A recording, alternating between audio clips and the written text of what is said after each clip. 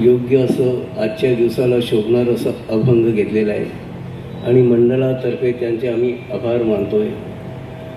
मी याच्यासाठी उभा राहिलेला आहे की येत्या 3 मेला 3 मे ते 20 मे असं बाल संस्कार शिबिर आपल्याकडे प्रतिवर्षी संपन्न होत आहे. यावर्षी 26वा वर्ष. गेल्या वर्षी रौप्य महोत्सव साजरा केला होता. आणि बघा, तुमच्या समोर असणारी ही पोरं, यांना कोणीच नाही असं समजू नका, यांना घरदार नाही असं काही समजू नका, किंवा हे गरीब आहेत असंही समजू नका. हे संपन्न घरची मुलं आहेत, किंवा काही शिकत नाही असंही समजू नका. आळंदीमध्ये असे कितीतरी मुलं शिकलेली, MBBS झालेली, सॉफ्ट इंजिनियर झालेले, प्रोफेसर झालेले, असे कितीतरी विद्यार्थी आहेत.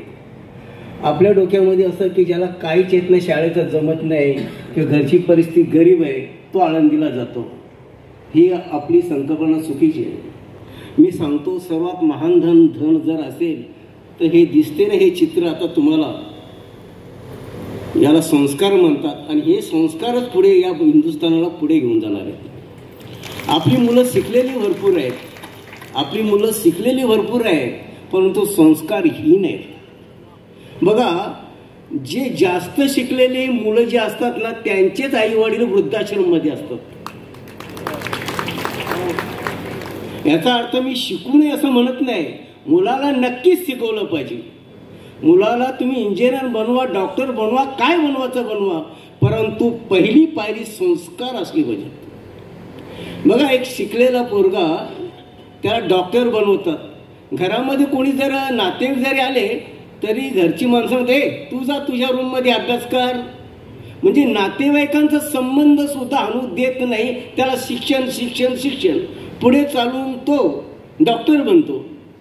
एवढा मोठा डॉक्टर बनतो, एवढा मोठा डॉक्टर बनतो, हॉस्पिटल टाकतो, आणि एक दिवशी पेशंटची किडनी कधी काढून घेतो त्यालाही खबर नाही. मग याला संस्कार म्हणतात का? म्हणजे तो फक्त शिकला पण संस्कार नाही.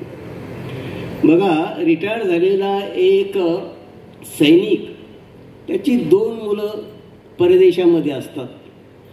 आई बिमार पडते, मुलांना फोन करतो, बाबा आई बिमार आहे, तुम्ही येऊन जा, एकदा भेटून जावा.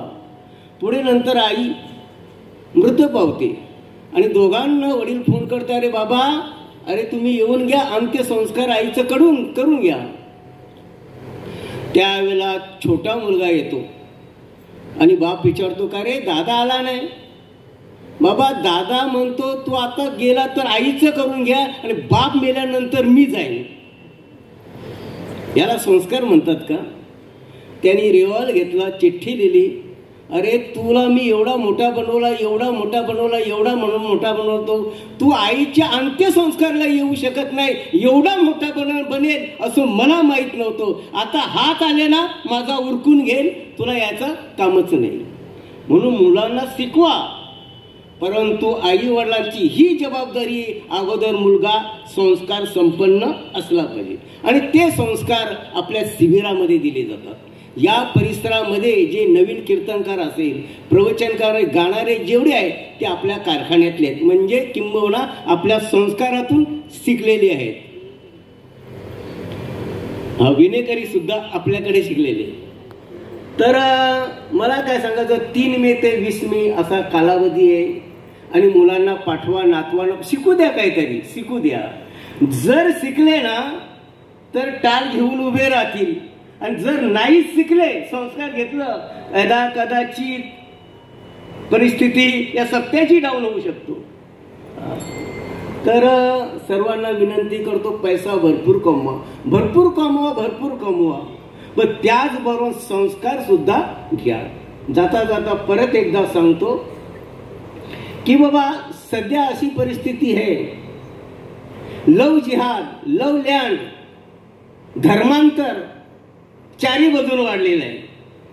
तुम्ही जव्हार बिवार मोखाडा तिकडे जाल तर सर्व आपले आदिवासी बांधव धर्मांतर करून म्हणजे ख्रिश्चन झालेले. आणि आपले जर बांधव असतील, ते आपले हिंदू आपले बांधव असतील आणि ते ख्रिश्चन होत असेल तर दुर्भाग्य आपलं आहे. आपली संपत्ती काय कामाची? मार्च महिना तयार झाला की ख्रिश्चन लोक जातात त्यांच्याकडे, त्यांच्या गरजा त्यांच्या पुरवतात, ते ख्रिश्चन होतात. अरे मग आपल्याकडे हळदी समारंभाचा अनेक रुपयाचा चुराडा होतो, त्याच्यातले थोडेसे खर्च केले तरी आपले बांधव ख्रिश्चन होणार नाही. दुसरी गोष्ट सांगतो तुम्हाला, दुसरी एक जात आहे की ती अतिशय दादागिरी करते. तुम्हाला सांगायला नको की ती मुस्लिम जात आहे. ती या देशाला तिने चारी बाजून पोखरलेलं आहे. 2047 पर्यंत त्यांचा टार्गेट ठरलेला आहे की मुस्लिम राष्ट्र बनवायचा. तुमची काय तयारी सांगा, तुमची काय तयारी आहे का?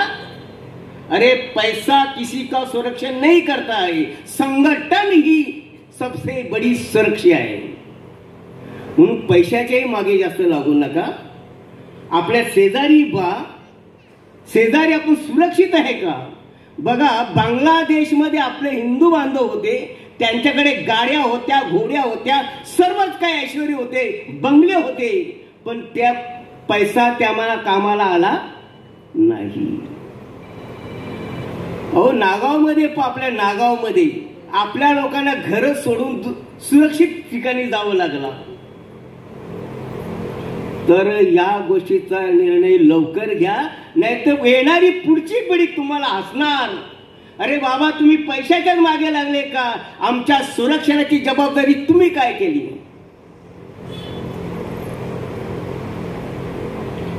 म्हणून आपण सर्वांनी लक्षात ठेवलं पाहिजे, जात पात की करो बिदाई, हम सब हिंदू भाई भाई. म्हणून आपण भाई सर्व एकत्र आलं पाहिजे. बरं का लक्षात. देखिए चर्च के सामने कॉन्वेंट स्कूल है, मस्जिद के सामने मदरसे है, मगर दुर्भाग्य है कि मंदिर के सामने गुरुकुल और गौशाला नहीं है.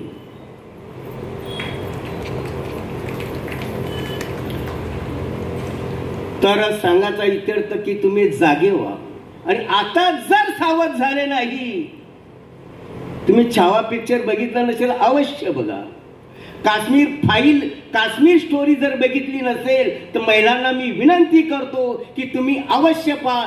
त्या फाईल मध्ये असं सांगितलेलं आहे की 32,000 आपल्या बालिका, हिंदू बालिका केरला स्टोरी मध्ये आणि मुस्लिम झालेले आहेत. ज्यावेळेला फातिमा नावाची पोरगी आपल्या वडिलांना भेटायला येते, त्यावेळेला वडिलांना सांगते, तुम्ही जर आपला धर्म मला समजून सांगितला असता तर ही वेळ माझ्यावर आली नसती.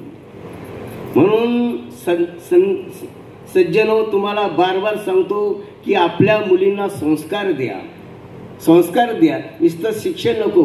आपली मुलगी मोबाईलवर किती टाइम राहते, आपली मुलगी मोबाईल किती टाइम हे तपासून बघा.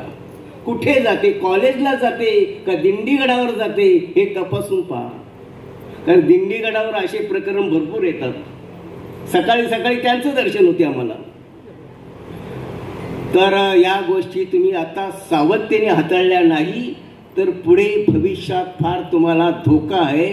काश्मीरमध्ये काय झालं, सर्वच काय ऐश्वर्य त्यांच्याकडे होतं, परंतु ते सर्व सोडून त्यांना जावं लागले. विनंती करतो इथल्या ग्रामपंचायतला सुद्धा की हिंदू इथला स्थानिक जो मनुष्य आहे त्यालाच मतदानाचा अधिकार असला पाहिजे, अन्यथा मतदानाचा अधिकार ठेवू नये. हे आताच ठराव पास करा, नाहीतर ही ग्रामपंचायत सुद्धा दुसऱ्याच्या ताब्यात जाईल. जय हिंद, जय महाराष्ट्र.